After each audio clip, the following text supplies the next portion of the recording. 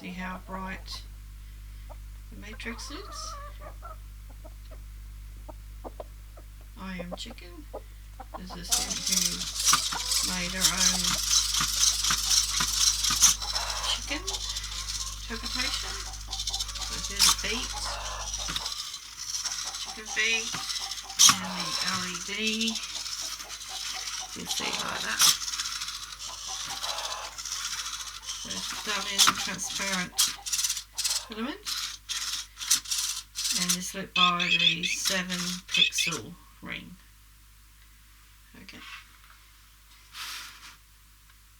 Quite lovely. Very nice effect. So the students have learned how to do a string of letters in uppercase. You'll find that in the Blocky code, Otto-Blocky code.